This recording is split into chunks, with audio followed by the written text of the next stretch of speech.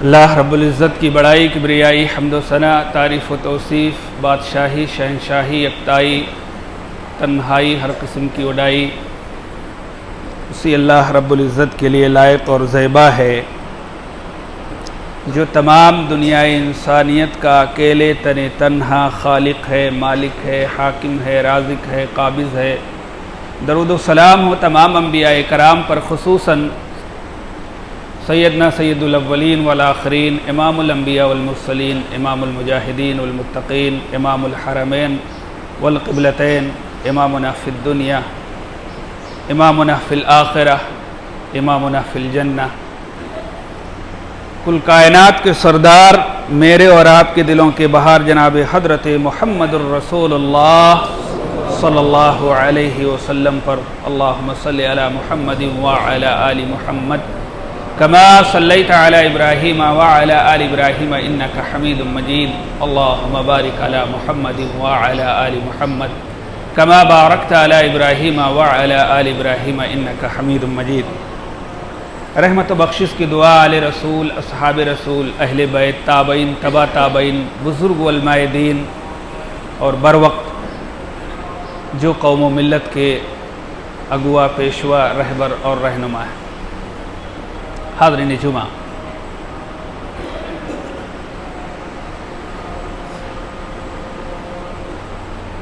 جن دو آیتوں کو میں نے آپ لوگوں کے سامنے پیش کیا ہے، انہی آیتوں کی روشنی میں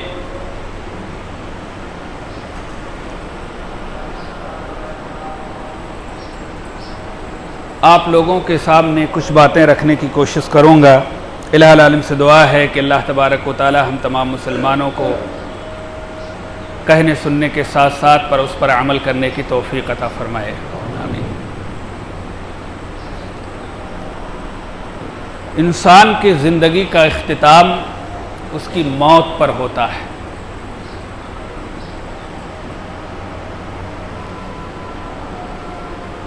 پھر وہاں سے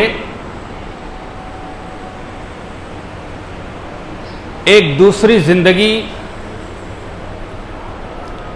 کی ابتدا ہوتی ہے، شروعات ہوتی ہے۔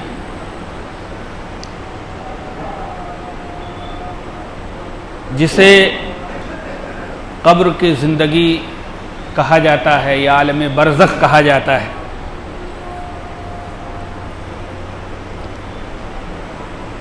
اور اس کے بعد میں اللہ تبارک و تعالی وہاں سے بھی اٹھاتا ہے، پھر حشر نشر ہوتا ہے، حساب و کتاب ہوتا ہے، پھر جنت اور جہنم۔ انسان کی زندگی کے اس کے نفس کے 4 ادوار ہوتے ہیں۔ پہلا دور جو مختصر ہے، ماں کا پیٹ ہے،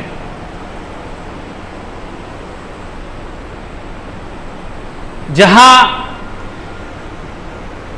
مکمل طور سے وہ قید میں ہوتا ہے اور 3 اندھیروں کے سوا کچھ نہیں ہوتا ہے۔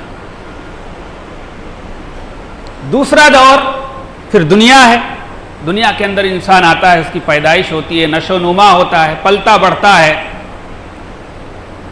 خیر کرتا اور شر بھی کرتا ہے، اچھائی بھی کرتا ہے اور برائی بھی کرتا ہے۔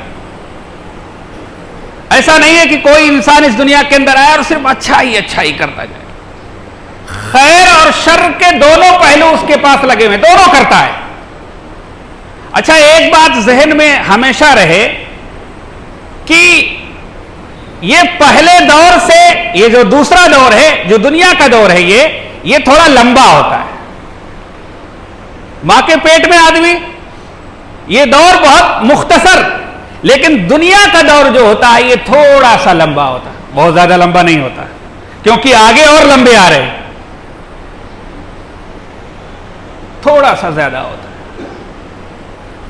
اس کے بعد میں تیسرا دور ہوتا ہے وہ قبر کا، جسے عالم برزخ کہا جاتا ہے۔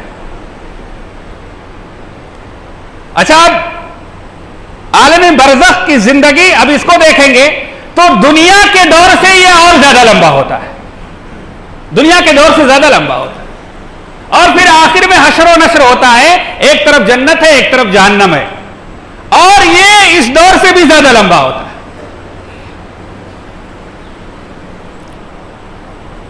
آج کے خطبہ جمعہ کے اندر ہمیشہ اس بات کو آپ لوگوں کے سامنے رکھا جاتا ہے کہ قبر کے اندر یہ عذاب ہوگا، یہ ہوگا، یہ ہوگا۔ کیا کبھی ہم نے یہ غور کیا کہ اس کے اسباب کیا ہے؟ کیوں قبر کے اندر عذاب اللہ تبارک و تعالیٰ دیتا ہے اور کن وجہ سے دیتا ہے؟ قبر تو ویسے بھی آدمی کے روکتے کھڑا کر دیتے، جب قبر کا نام لیا جاتا ہے تو حقیقت میں آدمی نیچے سے اوپر تک ہل جانا چاہیے، آدمی کو گھبرا جاتا ہے آدمی، کیسا منظر ہوگا، کیسا خوفناک منظر ہوگا وہ۔ آخر اس میں آدمی کی آزمائش کیوں ہوتی ہے؟ اللہ تبارک و تعالیٰ انہیں عذاب سے دوچار کیوں کرتا ہے؟ اس کے اسباب کیا ہیں؟ کس وجہ سے اللہ تبارک و تعالیٰ قبر کے اندر آزماتا ہے اور عذاب سے دوچار کرتا ہے؟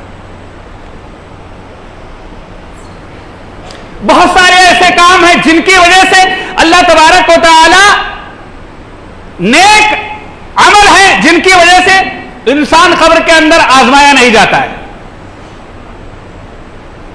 ایک شان و شوکت کی زندگی ہوتی ہے اس کی، لیکن بہت سارے ایسے غلط کام ہیں جس کی وجہ سے انسان قبر کے اندر آزمایا جاتا ہے، عذاب میں مبتلا کیا جاتا ہے، جو کہ بہت ڈینجر ہے۔ سب سے پہلے نمبر پر علماء کرام نے جس خطرناک عمل کو بیان کیا ہے وہ ہے کفر و شرک، اور یہ سب سے بڑا گناہ بھی ہے۔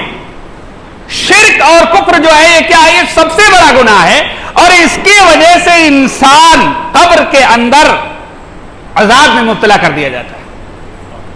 اللہ، اس لیے اللہ کا شکر ادا کریں اس بات پر، اور جتنا بھی شکر ادا کریں کم ہے، کم ہے، جتنا بھی شکر آپ ادا کریں گے کم ہے کہ اللہ تبارک و تعالی نے ہمیں عقیدے توحید سے نوازا ہے۔ اس پر اللہ کا جتنا بھی شکر کرے کم ہے۔ اللہ نے ہمیں صحیح منہج دیا ہے، توحید سے نوازا ہے۔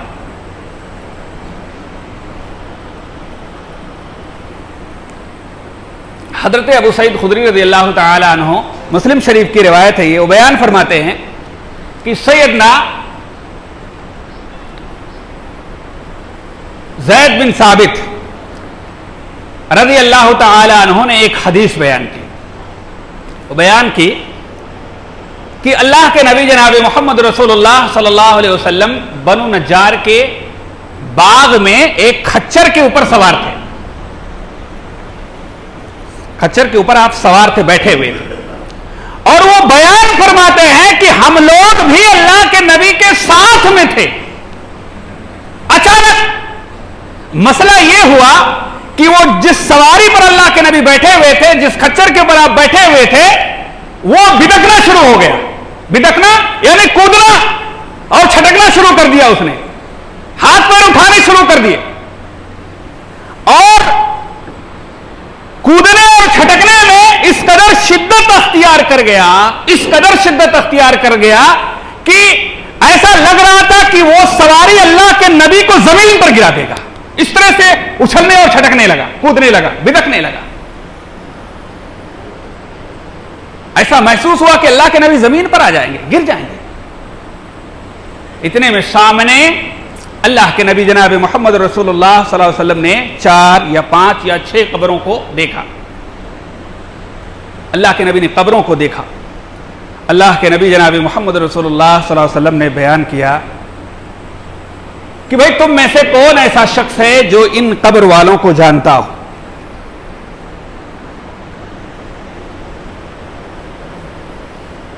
ایک صحابی نے کہا کہ اللہ کے نبی جناب محمد رسول اللہ صلی اللہ علیہ وسلم، میں ان قبر والوں کے تعلق سے جانتا ہوں۔ اللہ کے نبی نے بیان فرمایا، فَمَتَى مَاتَ هَؤُلَاءِ، اچھا یہ بتاؤ کہ یہ ان کی موت کب ہوئی ہے، کس حالت میں ان کی موت ہوئی ہے؟ تو صحابی رسول رضی اللہ عنہم نے کہا کہ ماتو فی الاشراق، ان کی موت شرک و کفر میں ہو گئی ہے. اللہ اکبر. اللہ, یہ جو مرے ہیں جس حالت میں مرے, اللہ کے نبی میں جانتا ہوں کہ ان کی موت شرک و کفر کی حالت میں ہو گئی ہے. اس کے بعد میں کائنات کے رہبر جناب محمد رسول اللہ صلی اللہ علیہ وسلم نے بیان فرمایا, ان هذه الامہ, بے شک یہ امت بھی اپنے قبر کے اندر آزمائش کی جائے گی. یعنی امت محمدیہ کے تعلق سے اللہ کے نبی نے بیان فرمایا کہ تم لوگ بھی قبر کے اندر آزمائے جاؤ گے. اللہ کے نبی نے کہا کہ اگر مجھے خوف نہ ہوتا, خدشہ نہ ہوتا کہ تم اپنے مردوں کو قبر کے اندر دفن کرنا بند کر دو گے, تو میں اللہ تبارک و تعالیٰ سے دعا کرتا کہ اللہ تبارک و تعالیٰ ان کو جو عذاب ہو رہا ہے تم کو بھی سنا دے جو اس وقت میں سن رہا ہوں. اللہ اکبر. اللہ کے نبی نے کیا کہا کہ میں سن رہا ہوں ان کو جو قبر کے اندر عذاب ہو رہا ہے, اگر مجھے خدشہ نہ ہوتا تو میں اللہ سے دعا کرتا تم لوگ بھی سنتے جو قبر کے اندر عذاب ہو رہا ہے. اللہ اکبر. لیکن ڈر ہے کہ اگر تم لوگ سن لو گے تو اپنے مردوں کو زمین پر پڑا رہنا گوارا کر لو گے. اللہ اکبر. کھلا پڑا رہنا گوارا کر لو گے. جانور چرند پرند اس کو کھائیں گے, اس کو پھاڑیں گے, اس لاش کی بے حرمتی کریں گے, لیکن تم قبر کے حوالے نہیں کرو گے. اللہ اکبر.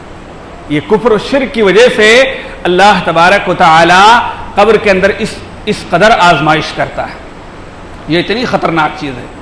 اس لیے ہمیں اللہ کا اس بات پر سب سے زیادہ شکر ادا کرنا چاہیے کہ اللہ تبارک و تعالیٰ نے ہمیں عقیدہ توحید دیا ہے, توحید سے نوازا ہے. اسی طریقے پر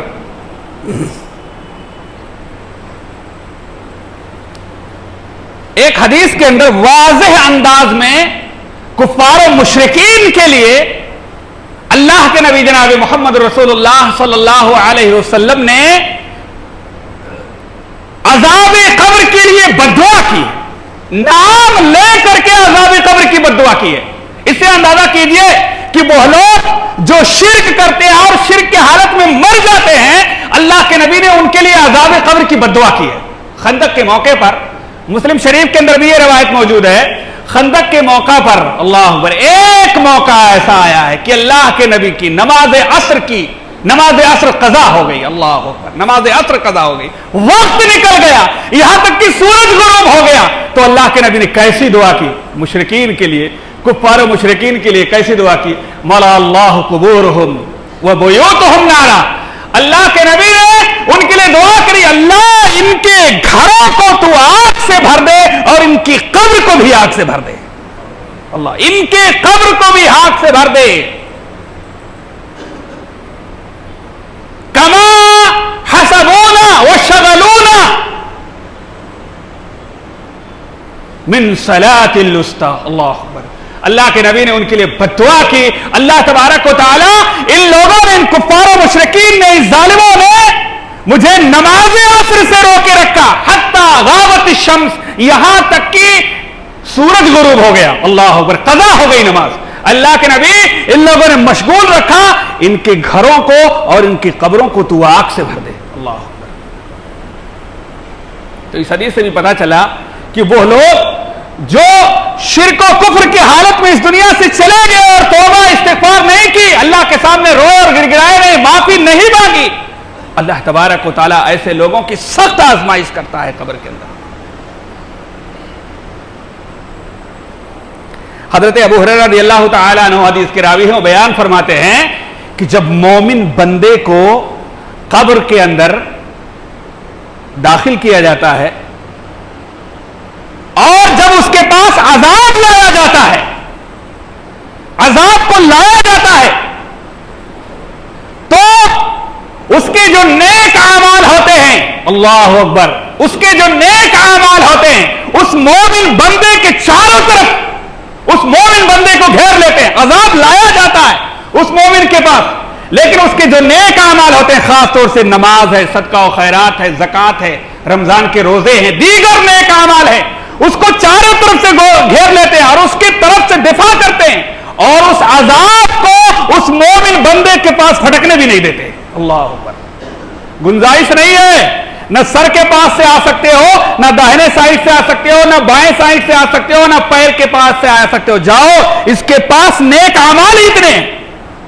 اللہ اکبر. وہ بھی نماز کی شکل میں، روزے کی شکل میں، زکات کی شکل میں، دیگر نیک اعمال کی شکل میں اس کے پاس نہیں آنے دیتے. لیکن اسی حدیث کے اندر یہ الفاظ موجود ہیں کہ اللہ کے نبی نے بیان فرمایا ہے کافر اور مشرک کے پاس جب عذاب کے فرشتے آتے ہیں تو اس کے پاس دفاع کی کوئی صورت نہیں ہوتی. اللہ اکبر. اوئے کیا بات. اللہ کے نبی نے کہا ہے کافر اور مشرک کے پاس جب وہ عذاب کو لایا جاتا ہے تو اب اس کے پاس دفاع کی کوئی صورت نہیں ہوتی ہے. لیکن مومن کے پاس دفاع کی صورت ہے. اس کے پاس نماز ہے، روزہ ہے، صدقہ و خیرات ہے، زکات ہے، دیگر نیک اعمال ہے. اس لیے اللہ کا شکر ادا کیجئے جو لوگ نماز پڑھتے ہیں. اللہ کے نبی کی ایک نماز چھوٹ گئی غزوہ خندق کے موقع پر. یہ غزوہ خندق کے موقع پر ایک نماز چھوٹ گئی تھی. اللہ کے نبی نے کفار و مشرکین کے لیے دعا کی اللہ ان کے گھروں کو آگ سے بھر دے، ان کے قبر کو آگ سے بھر دے. آج ہم کتنے بے فکر ہو گئے ہیں، سرے سے نماز نہیں پڑھتے. ہمارا اور آپ کا کیا حال ہوگا؟ مومن ہیں، موحد ہیں، ایمان والے ہیں، مسلمان ہیں، اپنے آپ کو مسلمان کہتے ہیں، نماز نہیں پڑھتے. ہمارا اور آپ کا قبر کے اندر کیا حشر ہوگا؟ ہمارا آپ کا کیا حشر ہوگا؟ تو کہہ یہ رہا تھا کہ جب کافر کے پاس اور مشرک کے پاس جب عذاب کو لایا جاتا ہے تو اس کے پاس دفاع کی کوئی صورت نہیں ہوتی ہے اور عذاب کے فرشتے اس کو ڈنڈے مارتے. اللہ اکبر. اس کے قبر کو آگ سے بھر دیا جاتا ہے، جہنم کے دروازے کو اس کے لیے کھول دیا جاتا ہے اور قبر اس کے اوپر اتنی تنگ ہو جاتی ہے اس کے دائیں سائڈ کی پسلی بائیں سائڈ اور بائیں سائڈ کی پسلی دائیں سائڈ کی اس میں چٹنی بنا دیا جاتا ہے. اس کو ایسا کہہ لیجیے. کیا حشر ہوگا؟ تو سب سے پہلا اور سب سے بڑا سبب جو ہے وہ ہے قبر کے اندر عذاب کا، وہ ہے کفر و شرک. اسی طریقے پر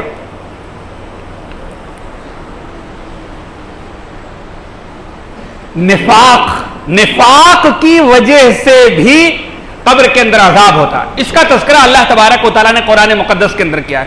سورہ توبہ آیت نمبر 101 کے اندر اللہ تبارک و تعالیٰ نے بیان فرمایا سنعذبہم مرتین کا لفظ استعمال کیا ہے. منافقین کے لیے کیا ہے کہ ہم انہیں عنقریب 2 مرتبہ عذاب دیں گے. منافقین کے تعلق سے اللہ تبارک و تعالیٰ نے کہا ہم 2 مرتبہ عذاب دیں گے. ایک عذاب دنیا کے اندر ہوگا اور دوسرا عذاب قبر کے اندر ہوگا. اللہ اکبر. علامہ ابن کثیر رحمۃ اللہ علیہ نے مرتین سے مراد جو ہے یہ بیان کیا ہے کہ یہاں مراد 2 مرتبہ، ایک عذاب منافقوں کو دنیا کے اندر ہوگا اور دوسرا عذاب قبر کے اندر ہوگا اور آخرت کے اندر تو ان کے لیے جہنم کا عذاب تیار ہے. جہنم کی سب سے نچلی جگہ میں داخل کیے جائیں گے. جو سب سے خطرناک جگہ ہے نا جہنم کی، منافقین کو وہاں پر اللہ تبارک و تعالیٰ داخل کرے گا. اللہ اکبر. اور منافقوں کی جو صفت بیان کی گئی ہے آیت المنافق ثلاث، منافقوں کی 3 صفتیں ہیں. اللہ خیر کرے جب ان 3 صفتوں کو بیان کیا جاتا ہے تو ایسا محسوس ہوتا ہے کہ ان میں سے کوئی نہ کوئی صفت تو ہمارے اندر پائی جاتی ہے. اس لیے اللہ سے توبہ کرنا چاہیے. اللہ کے نبی نے کہا آیت المنافق ثلاث، منافقوں کی 3 علامتیں ہیں. اذا حدث کذب، جب بات کرے تو جھوٹ بولے. اب سب لوگ یہ دیکھ لیں کہ بات کرتے ہیں تو سچ بولتے ہیں یا جھوٹ بولتے ہیں. اگر جھوٹ بولتے ہیں تو یہ نفاق کی علامت ہے. اللہ اکبر. اس کے بعد میں اللہ کے نبی نے کہا وَإِذَا عَاهَدَ غَدَرَ، اور جب وعدہ کرے تو وعدہ خلافی کرے. اب اس کو بھی اپنے اوپر ڈال کے دیکھیے کہ جب وعدہ کرتے ہیں اس کو پورا کرتے ہیں یا وعدہ خلافی کرتے ہیں. اللہ اکبر. اللہ کے نبی جناب محمد رسول اللہ صلی اللہ علیہ وسلم نے تیسری صفت بیان فرمائے، کہا وَإِذَا تُمِنَ خَانَ، اور جب اس کے پاس امانت رکھی جائے تو امانت میں خیانت کر جائے. اور جب ان 3 صفتوں کو دیکھتے ہیں تو ایسا محسوس ہوتا ہے کہ ان تینوں میں سے کوئی نہ کوئی تو ہمارے اندر پایا ہی جاتا ہے. اور کبھی کبھی ایسا لگتا ہے کہ یہ سارے کے سارے صفات ہمارے اندر موجود ہے.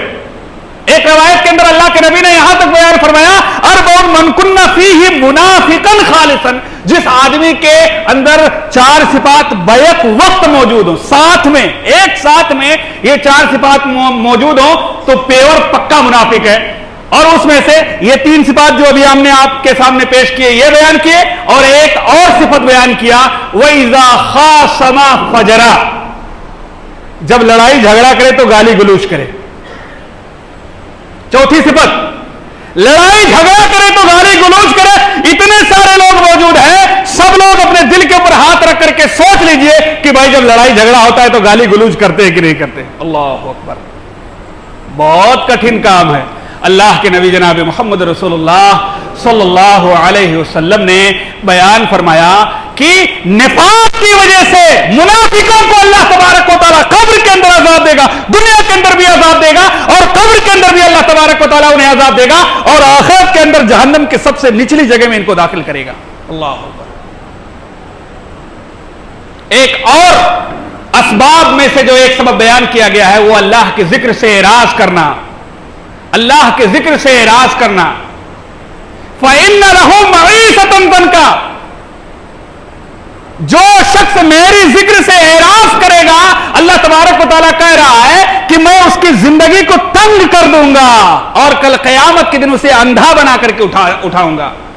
حضرت ابو سعید خدری رضی اللہ تعالیٰ عنہ بیان فرماتے ہیں کہ اس سے مراد فَإِنَّ لَهُ مَعِيشَةً ضَنْكًا سے مراد عذاب قبر ہے۔ اللہ اکبر۔ صحابہ کرام رضوان اللہ اجمعین، حضرت ابو سعید خدری رضی اللہ تعالیٰ عنہ کہتے ہیں کہ اللہ اس کی زندگی کو تنگ کر دے گا، اس کے قبر کو تنگ کر دے گا اللہ تبارک و تعالیٰ، دنیا کے اندر بھی اس کی حالت خراب کر دے گا۔ جو اللہ کے ذکر سے اعراض کرے، قرآن اور سنت سے اعراض کرے، حلال و حرام میں تمیز نہ کرے، اللہ تبارک و تعالیٰ اس کی زندگی کو دنیا کے اندر بھی تنگ کر دے گا، اور قبر کے اندر بھی اس کے قبر کو جو ہے تنگ کر دے گا اللہ تبارک و تعالیٰ۔ تو اللہ کے ذکر سے اعراض بھی خیانت کی وجہ سے اللہ تبارک و تعالیٰ جو ہے وہ قبر کے اندر عذاب دیتا ہے۔ حضرت ابو رافع رضی اللہ تعالیٰ عنہ بیان فرماتے ہیں کہ اللہ کے نبی جناب محمد رسول اللہ صلی اللہ علیہ وسلم کے ساتھ میں اکثر بیشتر نماز عصر کے بعد قبیلے بنو اشہل کے پاس اللہ کے نبی جایا کرتے تھے، اور وہاں بیٹھتے تھے، بات چیت کرتے، اور پھر نماز مغرب کے وقت جو ہے اللہ کے نبی جناب محمد رسول اللہ صلی اللہ علیہ وسلم مسجد میں تشریف لے آیا کرتے تھے، مسجد نبوی کے اندر۔ ایک دن ایسا ہوا کہ باتیں کرتے کرتے کافی ٹائم ہو گیا، اللہ کے نبی وہاں مغرب کے عین وقت نکلے اور تیزی سے چل رہے تھے، تیزی سے۔ جب جنت البقی آپ گئے ہوں گے، جو لوگ حج پہ گئے، عمرہ کے گئے ہیں، دیکھیے لمبا چوڑا قبرستان ہے، وہاں سے اللہ کے نبی کا گزر ہوا تو اللہ کے نبی نے کہا اف لک۔ اللہ کے نبی نے کہا افسوس ہے تجھ پر، اف ہے تجھ پر، افسوس ہے تجھ پر، اف ہے تجھ پر۔ اب یہ حضرت ابو رافع رضی اللہ تعالیٰ عنہ پیچھے تھے، اللہ کے نبی نے کہا اف لک، انہوں نے کان سے سن لیا۔ اب یہ جب اللہ کے نبی کے زبان سے اس بات کو سنا کہ اللہ کے نبی کہہ رہے ہیں کہ افسوس ہے، تو انہوں نے سمجھا کہ اللہ کے نبی مجھے کہہ رہے ہیں۔ اللہ اکبر۔ اب کچھ باتیں میں جب کہتا ہوں تو سب لوگوں کو یا کچھ لوگوں کو لگتا ہے کہ ہمیں ہی کہہ رہے ہیں، یہ اللہ اکبر، یہ ایمان کی علامت ہے، ایمان کی یہ علامت ہے۔ حضرت ابو رافع رضی اللہ تعالیٰ عنہ کھڑے ہو گئے اور سوچنے لگے اللہ اکبر، کون سی غلطی ہو گئی جس کی وجہ سے اللہ کے نبی افسوس کہہ رہے ہیں کہ تجھ پر افسوس ہے، افسوس ہے۔ حالانکہ اللہ کے نبی نے ابو رافع کو نہیں گرا کہا تھا۔ حضرت ابو رافع کو جب اللہ کے نبی نے دیکھا کہ وہ کچھ رک گئے ہیں، کھڑے ہو گئے ہیں اور کچھ غور و فکر میں لگ گئے، تو اللہ کے نبی نے کہا ابو رافع کیا مسئلہ ہے، کیا بات، کیوں کھڑے ہو گئے؟ چلو جلدی کرو، کیوں کھڑے ہو گئے؟ ایک تو ٹائم کم ہے، کھڑے ہو گئے تم، چلو جلدی سے۔ تو حضرت ابو رافع رضی اللہ تعالیٰ عنہ نے کہا کہ اللہ کے نبی آپ نے ابھی کہا ہے اف لک۔ اللہ، صحابہ کرام رضوان اللہ اجمعین کتنے حساس تھے، ہاں کتنے حساس تھے اپنے تئیں۔ اللہ کے نبی جناب محمد رسول اللہ صلی اللہ علیہ وسلم نے سے کہا کہ اللہ کے نبی آپ نے ابھی کہا اف لک، تجھ پر افسوس ہے۔ اللہ کے نبی نے کہا بھائی ابو رافع میں نے تم کو تو نہیں کہا، ارے یہ جو جنت البقی میں قبروں کے پاس سے میں گزرا، ان قبر والوں کو میں نے کہا ہے کہ ان کے اوپر افسوس ہے، ان کے اوپر افسوس ہے، ان کو قبر کے اندر عذاب ہو رہا ہے، اور کسی بڑی چیز میں عذاب نہیں ہو رہا ہے۔ اللہ اکبر، کسی بڑی چیز میں اللہ تبارک و تعالیٰ ان کو عذاب نہیں دے رہا ہے۔ اللہ، ایک کو عذاب اس لیے ہو رہا ہے، ان لوگوں کو عذاب اس لیے ہو رہا ہے کہ ایک شخص کو جو ہے، میں نے ان میں سے ایک شخص کو صدقہ زکات کے مال کو وصول کرنے کے لیے ایک جگہ بھیجا تھا، تو اس نے اس میں سے ایک چادر چوری کر لی تھی۔ اللہ اکبر، خیانت کتنی خطرناک چیز ہے، اس کے بارے میں نے کہا ایک چادر چوری کر لی تھی، اور قبر کے اندر اسے اسی چادر کے برابر जहन्नम का जो अजाब है, आग की चादर को पहना दिया गया है। अल्लाह अकबर, अल्लाह अकबर, आग की चादर को पहना दिया गया है। कब्र के अंदर अगर किसी को आग का चादर पहना दिया जाए, कैसा कैसा समा होगा। अल्लाह अकबर। तो खयानत ये इतनी खतरनाक चीज है और ये निफाक की अलामत है। ईमानदारी ये ईमान की अलामत है, ईमानतदारी ईमान की अलामत है, और खयानत ये निफाक की अलामत है, मुनाफिकों की अलामत है। और अल्लाह के नबी जनाब मोहम्मद रसूलुल्लाह सल्लल्लाहु अलैहि वसल्लम ने बयान फरमाया, इसकी वजह से इसको अजाब दिया जा रहा है, वो भी चादर क्या, आग का चादर इसको डाल दिया गया इसके ऊपर। अल्लाह। इसी तरीके पर आदमी गीबत और चुगलखोरी करता है, हाँ, पेशाब के छींटों से नहीं बचता है। गीबत करना, चुगलखोरी करना, ये जो है ये भी अज़ाब कब्र का बाइस है। आदमी नापाक रहता है, नापाकी के हालत में रहता है, पेशाब के छींटों से नहीं बचता है। अब वक्त नहीं है कि मैं सबके बारे में तफसील से बयान करूं, मुख्तसरन मैं आपके सामने वो सारी चीजें ऐसे ही गिना करके निकल जाऊं। पेशाब की छींटे से ना बचने की वजह से कब्र के अंदर अज़ाब होगा। इसी तरीके पर अगर कोई आदमी बेगैर वजू के नमाज पढ़ लेता है या जालिम को जुल्म करते हुए देखता है और वो अपने हाथ से उसको रोकता नहीं है, तो कल क़यामत के वो अज़ाब, कब्र के अंदर उसे अज़ाब दिया जाएगा। हजरत अब्दुल्लाह इब्न मसूद रज़ियल्लाहु ताला अन्हु बयान फरमाते हैं, रोकते खड़े हो जाते हैं, वो बयान फरमाते हैं कि एक शख्स को कब्र के अंदर 100 कोड़े मारने का हुक्म दिया गया। 100 कोड़े लगाओ इसको, 100 कोड़े कब्र के अंदर मारने का हुक्म दे दिया गया। अल्लाह वालवाली रहमतुल्लाह अलैह ने इस रवायत को सही करार दिया। सिलसिला हदीस सहीहा के अंदर ये रवायत मौजूद है। वो बयान फरमाते हैं उस शख्स को 100 कोड़े मारने का हुक्म दिया। वो गिरिया उजारी करने लगा, तौबा इस्तिगफार करने लगा अल्लाह से, अल्लाह माफ कर दे, अल्लाह माफ कर दे। गिरिया उजारी करने लगा, तौबा इस्तिगफार करने लगा, अल्लाह से माफी मांगने लगा, यहां तक कि अल्लाह तबारक व तआला ने उसके 99 कोड़े माफ कर दिए। अल्लाह, उसी में एक कोड़ा बाकी रह गया। 99 कोड़े माफ कर दिए गए, सिर्फ एक कोड़ा बाकी रह गया। और फरिश्तों ने एक कोड़े को मारा और एक कोड़ा जैसे मारा, उसकी पूरी की पूरी कब्र आग से भर गई। अल्लाह, एक कोड़े के अंदर पूरी कब्र आग से भर गई। और जब उस गुनाह का सजा मुकम्मल हुआ, कुछ इफाका हुआ, सजा मुकम्मल हो गया, खत्म हो गया, उस गुनाह का बदला जो है, उस गुनाह जो गुनाह उसने किया था उसका सजा मुकम्मल हुआ, कुछ इफाका हुआ, तो फरिश्तों से पूछा, अरे भाई 100 में से तो 99 माफ कर दिए गए, लेकिन एक कोड़ा क्यों लगाया गया, एक कोड़ा क्यों मारा गया, कौन सा जुर्म किया था?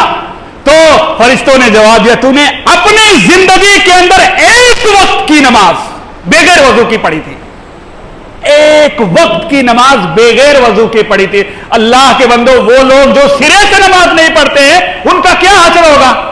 लापरवाही में एक वक्त की नमाज बेगैर वजू और तहारत की उसने पढ़ ली थी, उसका यह हासिल है कि कब्र के अंदर एक कोड़ा मारा जाता है तो उसके सारे कब्र को आग से भर दिया जाता है। हमारा और आपका क्या हाल होगा? अल्लाह अकबर। अपनी पूरी जिंदगी के अंदर एक नमाज, बल्कि सारी नमाजों को तुमने पढ़ा था, एक नमाज बेगैर तहारत की पड़ी थी। और एक बार तेरा गुजर एक ऐसे आदमी के पास से हुआ था जो मजलूम था, सताया हुआ था, तेरे अंदर ताकत थी, कुव्वत थी, तो पावर वाला था, तू चाहता तो जालिम को जुल्म करने से रोक सकता था, लेकिन तू वहां से ऐसे आंख बंद करके चला गया। इसकी वजह से ये कोड़ा तुझे लगाया गया। अल्लाह अकबर। हमारा और आपका क्या हाल होगा? और बहुत सारे इस तरह के वजूहात हैं जिसकी वजह से कब्र के अंदर आजमाइश होती है और अजाब दिया जाता है। इलाही ताला से दुआ करें कि अल्लाह तबारक का जो भी वजूहात आज के खुतबे के अंदर बयान किए गए हैं और जो भी वजूहात बनते हैं जिसे कुरान और सुन्नत ने बयान किया है, अल्लाह तबारक व तआला उन वजूहात से बचने की अल्लाह तबारक व तआला हम तमाम मुसलमानों की तौफीक अता फरमाए। इलाही ताला हम तमाम मुसलमानों को आदाब कब्र से महफूज फरमाए। इलाही ताला जब तक हमें इस ज़मीन पर जिंदा रखे, ईमान और इस्लाम पर जिंदा रखे, और जब हमारा खात्मा हो तो ईमान इस्लाम पर हो। इलाही ताला हम में से जो इस दुनिया से पार पा गए तो उनकी कब्रों को नूर से भर दे, उनके गुनाहों को माफ़ फरमा दे और उन्हें जन्नतुल फिरदौस में जगह दे। आमीन। वाखिर दावाना अल्हम्दुलिल्लाहि रब्बिल आलमीन। बारकल्लाहु लना व लकुम फिल क़ुरआनिल अज़ीम व नफ़अनी व इय्याकुम बिल आयति व ज़िक्रिल हकीम। इन्नहु तआला जवादुन करीमुन मलिकुन बर्रऊफ़ुर रहीम।